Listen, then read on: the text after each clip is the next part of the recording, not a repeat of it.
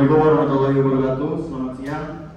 Jadi pada hari ini kita berempat akan mempresentasikan tugas hukum agraria kami yang berjudul analisis terhadap sengketa lahan antara PT KAI dengan warga Anjar dalam Kota Bandung menurut hukum agraria dengan dosen pengampu kami yaitu Ibu Dr. Anda Setiawati SHMU. Di sini anggota kelompok yang pertama itu ada Rahma Kamila, yang kedua ada Andini Nora Satman, yang ketiga ada saya, dan yang keempat itu ada Geva Melaius.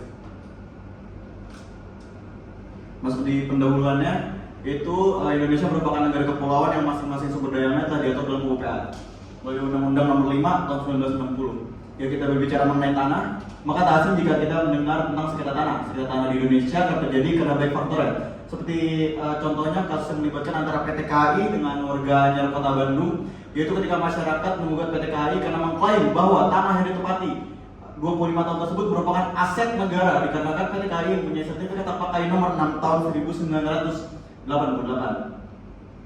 Sengketa warga Anjar Dalam melawan perusahaan kereta itu diketahui meruncing pada 18 November 2021 lalu. Lalu PT KAI melakukan penggusuran paksa dan sekitar 84 warga kehilangan tempat tinggal.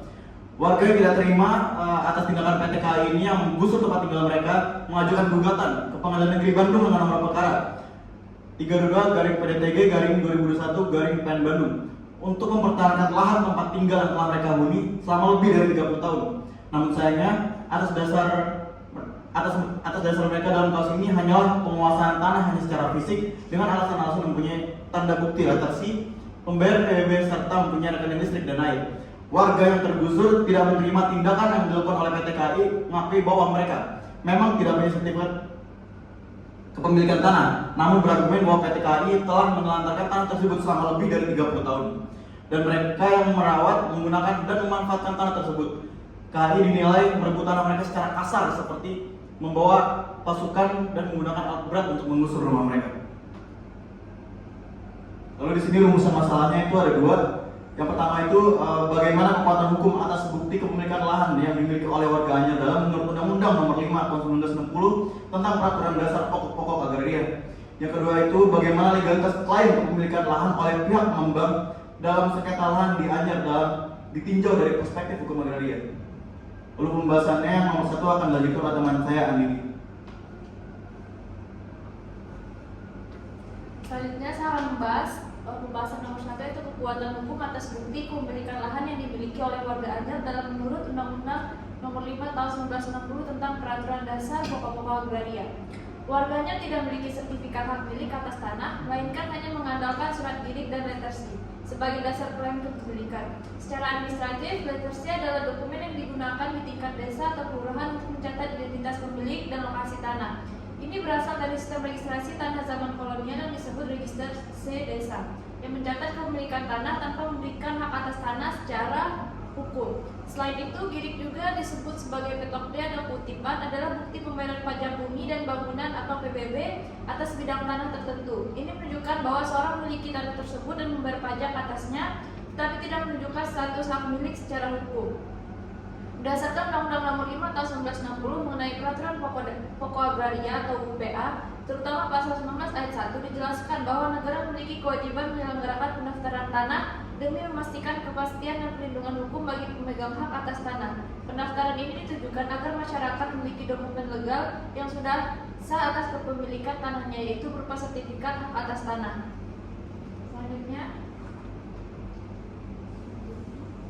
dengan demikian, baik surat girik maupun letter C tidak termasuk dalam kategori hak atas tanah yang diakui secara konstitutif oleh UU PKA karena keduanya tidak membuktikan adanya hak atas tanah yang terdaftar di BPN. Selain itu, girik hanya dapat digunakan sebagai dasar pengajuan pendaftaran hak milik, bukan bukti terakhir. Dalam hal ini, PT KAI mengklaim memiliki surat hak pakai SHP nomor 6 atas lahan tersebut. Namun, mereka tidak dapat membuktikan bahwa batas hak tersebut mencakup wilayah di mana warga saat ini tinggal, di mana lahan permukiman tersebut berada di luar batas SHP PT KAI dan termasuk zona hijau menurut peninjauan warga BPN.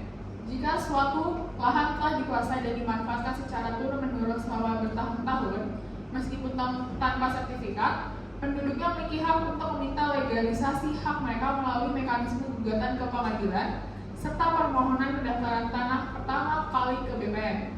Ini dilakukan berdasarkan prinsip pengakuan penguasaan nyata dan itikat baik. Dalam berbagai putusan pengadilan, termasuk putusan MA nomor 2889 K/PDT/1984 menyatakan bahwa penguasaan tanah secara fisik secara terus-menerus dan dalam jangka waktu lama dapat tanpa diganggu gugat dapat menjadi dasar penguasaan hak. Jika warga Anyer dapat membuktikan bahwa mereka telah menempati tanah selama lebih dari 20 tahun dan telah membayar pajak bumi dan bangunan atau PBB dan telah membayar pajak serta tidak pernah ada keberatan dari PT KAI sebelumnya, maka mereka dapat memperoleh pengakuan hak. Pengakuan hak ini dapat diperoleh dengan cara dapat membuktikan penguasaan fisik secara terus-menerus dan damai. Tidak ada dokumen sah yang menunjukkan tanah tersebut masuk SHP PT KAI secara batas dan luas, serta menempuh jalur hukum sebagaimana telah dilakukan gugatan nomor 322/PDT-G/2021 PN Bandung. Karena itu, warga Anyer dalam memiliki posisi hukum yang cukup kuat untuk menuntut hak atas tanah mereka dilegalkan karena mereka memiliki otoritas nyata, memiliki moral yang baik, dan tak ada perselisihan selama bertahun-tahun. PT KAI belum membuktikan secara hukum bahwa mereka memiliki semua tanah yang disengketakan. Dengan demikian, tindakan yang diambil oleh warga melalui jalur hukum adalah sah dan memiliki legitimasi berdasarkan prinsip keadilan sosial dan hukum agraria nasional. Selanjutnya akan dibahas. Baik, selanjutnya adalah legalitas klaim kepemilikan lahan oleh pihak pengembang dalam sengketa lahan di Anyer Dalam ditinjau dari perspektif hukum agraria.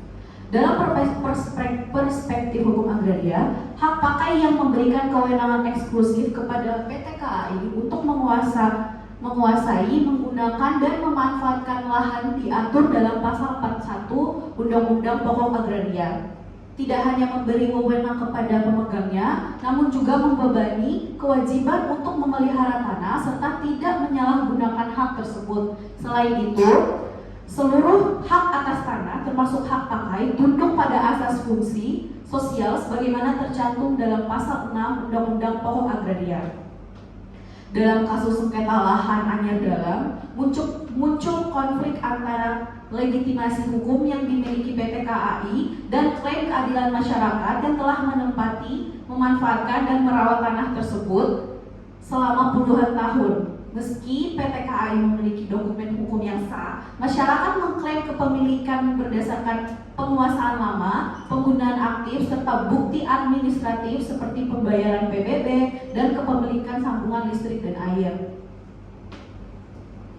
Kondisi ini mencerminkan ketegangan antara hukum tertulis dan keadilan sosial yang dirasakan. PT KAI sebagai pemegang kekuatan hukum yang sah lewat sertifikat hak pakai dan status tanah sebagai milik negara. Di sisi lain, warga setempat merasa memiliki hak atas lahan tersebut karena mereka telah lama tinggal dan merawatnya selama bertahun-tahun serta memanfaatkannya secara nyata untuk kehidupan sehari-hari. Klaim PT KAI belum sepenuhnya sah secara hukum agraria jika tidak dapat dibuktikan batasan wilayah SHP-nya secara pasti dan transparan. Apalagi warga telah menempati tanah tersebut selama lebih dari 60 tahun tanpa gangguan yang sah, yang secara hukum dapat dimaknai sebagai dasar pengajuan hak milik melalui konversi penguasaan. Tindakan pengembang melakukan penggusuran tanpa menghormati proses hukum dan tanpa kompensasi wajar berpotensi melanggar hukum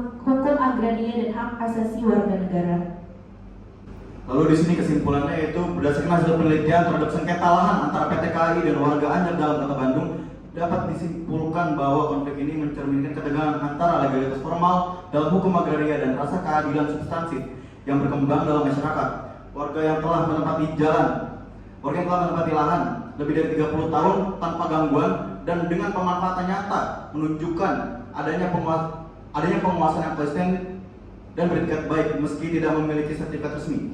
Sementara itu PT KAI mengklaim memiliki hak pakai atas tanah tersebut, namun tidak mampu membuktikan secara jelas batas-batas tanah yang disengketakan. Ketidakhadiran sertifikat hak milik bukan berarti masyarakat kehilangan hak sepenuhnya selama mereka mampu menunjukkan bukti penguasaan fisik dan pemanfaatan yang sah secara terus-menerus. Oleh karena itu, tindakan warga yang menuntut pengakuan hukum atas lahan melalui jalur peradilan memiliki dasar yang kuat menurut prinsip keadilan sosial dan agraria nasional. Sedangkan penggusuran oleh PT KAI tanpa melalui proses hukum yang adil dan kompensasi yang layak dapat dinilai bertentangan dengan nilai-nilai keadilan dan fungsi sosial tanah sebagaimana diatur dalam UU-PK.